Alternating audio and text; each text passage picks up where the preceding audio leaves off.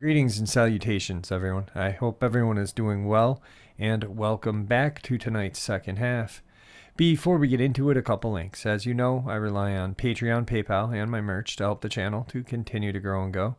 The links to Patreon and PayPal are in the description below. My merch displayed directly under the video. Also, Dogman, Frightening Encounters, Volume 1 through 3, the audiobook versions. They were written and researched by Tom Lyons, narrated and produced by me, Jeffrey Nadolny. Those audiobooks are available on Audible, Amazon, and iTunes, the links to which are also in the description as well. And finally, last but definitely not least, if you'd really like to help support this channel to continue to grow and go, simply subscribe, click the like button, and please leave a comment. It really does help, and it matters. And now, everyone, I have taken far too much of your time. Let's get on with tonight's second half, shall we? Tonight's first encounter. I'm an avid hunter, and every year in my early 20s I would spend every weekend in the woods of the national park near Oklahoma, close to the Red River. I'd normally trek in about 2 to 3 miles. My first encounter was roughly 10 years ago. I had set up along a clearing that was a good 20 feet up into a tree.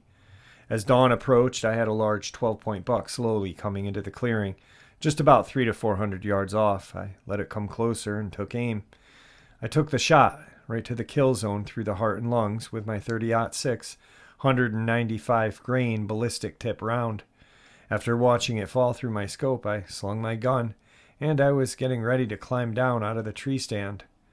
I watched this deer get up and run back into the woods on 2 legs.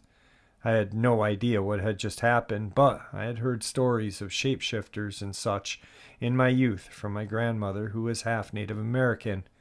So I got out of there right after that. A few years later, I'm in the same area hunting. I had set my stand and ladder the previous day, and around midnight hiked out to my stand so I'd be ready for dawn. I got into my stand at around 2 in the morning, and I was waiting patiently. After a couple of hours, around 6 a.m., 30 minutes till sunup, I heard something grab a hold of my ladder. Then it sounded like something was climbing my ladder, but it sounded like claws on metal. I pointed my rifle straight down and fired. I hit something on my first shot and heard a scream. So naturally, I emptied the rifle, still pointing straight down at my ladder. I did not dare look down for fear of what I would see and lock eyes with this creature. I pulled out my .357 Magnum revolver and proceeded to empty the cylinder toward the sound of the movement I had heard. Once that was spent, I reloaded it and continued the barrage.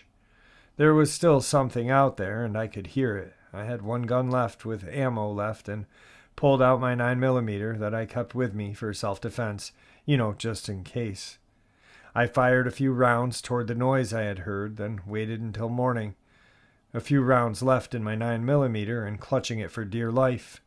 When morning came, I looked at my surroundings, climbed down out of the tree. Around my tree stand was a dark blackish blood that smelled horrible. I can only describe it as a smell worse than death. It had went off deeper into the woods. I hiked to the trail as fast as I could, and when I got there, I saw someone else in the distance. He was going in the same direction I was, and he as well looked terrified. I reloaded everything while he was closing the distance, and once he got closer, I asked him if he was heading out as well. He told me he heard a lot of gunshots earlier, and then a scream. I asked him where he was posted up, and he pointed in the direction that I had seen the blood trail go. He said he heard something run by him after the gunshots had stopped, and when dawn hit, he saw something animalistic running around on 2 legs. I got his name, we'll call him Jim, and he told me we should get out of these woods. He was native to the area and half Cherokee, and told me if what he saw was what he thought, we needed to leave. We got out of the woods. Surprisingly, we both parked in the same area. We shared a beer, and around noon we summoned up the courage to go back for our things. After a slow hike, we went to my stand first. My steel ladder that was secured by ratchet straps and bungee to the tree was ripped from the tree. It was bent and tore up. My tree stand is still in that tree to this day, I assume. He looked at the blood trail, then went white. The tracks were a mix of human and canine. We made it to his tree stand after a bit. He was only 800 feet from where I was, surprisingly. His gear was strewn across the forest floor like mine, a bent ladder, but unlike my tree stand, his had been ripped off the tree and thrown. We both left the area and went back to our vehicles. So after the last encounter, Jim and I traded phone numbers and hung out when I went up there to hunt. It kind of became our thing to go hunting together. He knew the woods up there better than I did, and he was good company. 2 years after the incident that caused us to meet, we're posted up in a blind in a clearing. We generally put our stands close or hunted back to back in a blind over the 2 years we had hunted together. If one of us had a shot when we were in the blind, we would signal to the other with a tap in the back from the elbow. That morning, both of us had a shot. We both fired. I hit the doe I was aiming at square in the chest. As it went down, it turned and ran on its back legs, dead sprinting into the woods. Jim's quarry did the same after he had hit it. We went to investigate, and once the animals turned, the hoof prints got larger and then changed to human tracks. There was no blood around the tracks, and the area smelt of rotten meat. Jim said we should leave, and I wasn't going to disagree with him. We both stopped hunting in those woods after that experience. Of note, I carried as much firepower as I did because of my encounters with the locals multiple times. Campsites torn up, food stolen, and being followed in the woods for a mile or two. I carried the revolver to put an animal out of its misery. I carried the 9mm in case I needed to deal with a person, and needed more than 5 reasons. I have no clue to this day what I encountered in those woods. I had heard of shapeshifters and such before, but from the tales they were more durable. I used a 30-06 with 195 grain ballistic tip round every time I hunt.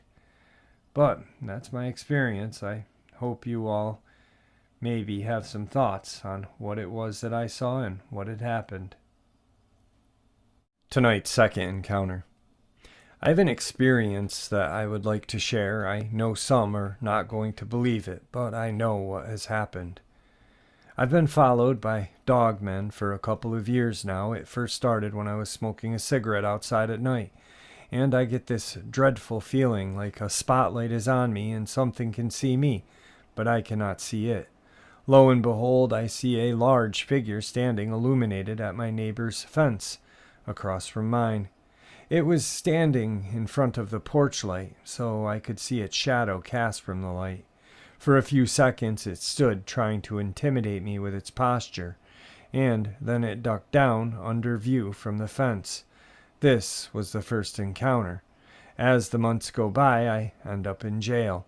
This is relevant because I had at least 10 dreams pertaining to encounters with these dogmen and fighting them and or killing them.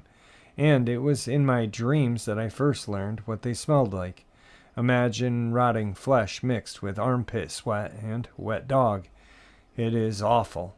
As I got closer to my release date, the feeling that something's going to follow me manifests.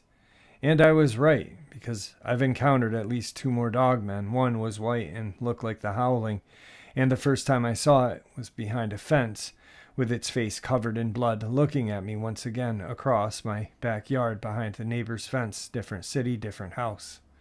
All sorts of particular and paranormal stuff has happened, like motion lights going off a lot, and movement outside. And it was a horrendous night because my room did not have any curtains, and I kept seeing it running back and forth from the roof ledge, bits of arm here and ears there, and the best way I can describe the white one's ears, like the Easter rabbit's ears mixed but canine. We're talking underworld crap. I would hear heavy thuds like it jumped off the roof onto the grass, and I was scared because I woke my roommate up, and I got him to lay on the bed and see from my perspective to see if he could spot this creature. He did, and that's when I saw the black one on my neighbor's roof from my other window. It had thick digigrade leg and a wide V torso and arms that hung past its knees, and it was in a semi-squatting position. It had a bear's head, very furry mane, with a wolf's face and a slender snout, and luminescent, mainly gray with a white tint color of eyes, and the pupils were round, not slitted. It stared at me, and ducked out of view. And I've had trouble sleeping that whole night and a couple days after. I didn't get aggressive vibes from it, but curiosity. To this day, weird stuff happens, like I'll hear my back door rattle and grunts and commotion outside, and I moved again to a different house, for a grand total of 3 moves so far, and there is also no crickets chirping outside, and especially since it was summer, which is a sign of predator. Like eerie pure silence. I'm still having dreams about getting attacked by dogmen, but somehow I brutally put up a fight, like ripping snouts off and full-on King Kong vs. dinosaur ripping jaws apart. I never die, but I usually wake up in the middle of the fight when I'm winning. I'm just saying this is what happened. No exaggeration. It's also worth mentioning that I have special gifts to boot. I'm an empath as well, as I can see invisible entities such as ghosts. I also have precognitive abilities and can detect something before it happens. I'm also an INFJ personality type, so I'm just throwing that out there if you guys can piece together a correlation. But there's other stuff I am capable of, but I don't want to mention it. Anyhow, as a conclusion, I am eagerly open to hear theories. Night's third experience. We live out near some old cotton fields. Growing up near St. Andrew's College in North Carolina, exploring the old farms and woods was how I spent most of my time in middle school. We lived in an area from 5th through 10th grade. I was mid-popular. Okay, lower mid-popular. I had a few friends and could make anyone laugh, but we were not rich, so I was never going to be the cool kid. Best friend was my dog Levi, 120-poundish Rottweiler lab-looking dog that was very intelligent. He'd walk with me to the bus stop about a half a mile away, and when the bus took off, I'd see him trot back toward home. Come 3 p.m., he was sitting at the stop sign waiting for me. Even on days we got out early, he'd be there. I don't know what time he came back, but he was always there. He wouldn't let anyone near me if they had intentions other than a high five. We had a bond. Not too far into the woods, there was a collapsed shack with a rotted-out homemade wooden boat propped against it. It sat next to a small pond, maybe 2 acres. It was a puzzle-quality scene, like 1,000 pieces. I started fishing it regularly. With shallow water in North Carolina, the fish bite better at dusk and dawn. I had sports and stuff after school, so I started going in the morning. I'd get up a little before sunrise, grab 2 rods I liked, a tackle box, jump on my mountain bike, and hold them with my handlebars, Levi trotting by my side. You could ride up to a trench about 200 feet from the pond, and you'd have to foot it the way through. A trail on the other side went around the pond and had a few clearings in which you could get access to the water. There were some slate stones and millstones down by the water's edge that you could flip over and dig around for crickets or worms. There were always broken shells near the millstones. Flip the wrong one and you'd see one of those wolf spiders too big to step on. They might take your shoe. Who knows? Levi would sit on the bank with me, and I'd throw him a small catch or two, and we'd head home in time to shower up and catch the bus. We never saw another person or debris from other people fishing down there. One morning, things went a little different. About halfway there, we could hear tap, tap, tapping, as if someone was building something near the pond with nails and a hammer. I thought, oh great, someone's blocking off the trail and we won't be allowed back there anymore. Closer, tap, tap, tap, tap. Now we could see a trench, still tapping, no person at the end of the trail. We get to the trench. Now we could see the shack, tapping pretty loud now. But no one was near the shack either. Tap, tap, tap came from the pond. Who would be fishing in our hole? No one else ever comes here. Why would they be fishing with a hammer? Ditched the bike and climbed through the trench. We got to the entrance of the trail, and now you could tell the tapping was loud and right by the water's edge. Levi stopped and sat. My dog, who was not scared of anything, stopped and sat. I patted my leg and his ears went down. I set the rods down and started to ease my way down the trail without making a noise. Tap, tap, tap, crunch, thud. There was a little fog coming off of the water, but I could see it now. In the first clearing, something huge was hunched over by a millstone. It was facing away from me. I thought it was a person, but there were no clothes, no hat, no gear, just reddish-brown fur. I watched from the trail through the brush for what felt like 20 minutes, but in reality was probably 2. It raised its hand up straight out and cracked a baseball-sized rock onto the millstone a few times. Clack, clack, clack, crunch, thud. It was the scariest and most interesting thing I had ever seen. I was in awe. As a Harry and Henderson's fan, I found one. I was watching one. I tried to take in every detail so I could tell my dad everything. Something crunches the leaves on the trail behind me. I gasped to see Levi. Thank God it was not another one of them had blown my cover. The thing snorts loud enough for me to look back. Its shoulders and all, we are turned towards us. I could see its nose but no mouth or eyes. Levi barks and runs, jerks me left. The Bigfoot gets up and dashes for the trail further ahead, up a very steep bank. It cleared an area I would consider impassable in a few strides. It was massive. It looked like it should be shaking the ground with each stride, but you couldn't hear it. I bolted back to the trench, scooped the tackle box, left the rod, climbed out, got to my bike to see a trail of dust. Levi hauling ass to our house. He was sitting in the yard when I got back, and looked like he was in more fear than I was. I'd never seen him like this.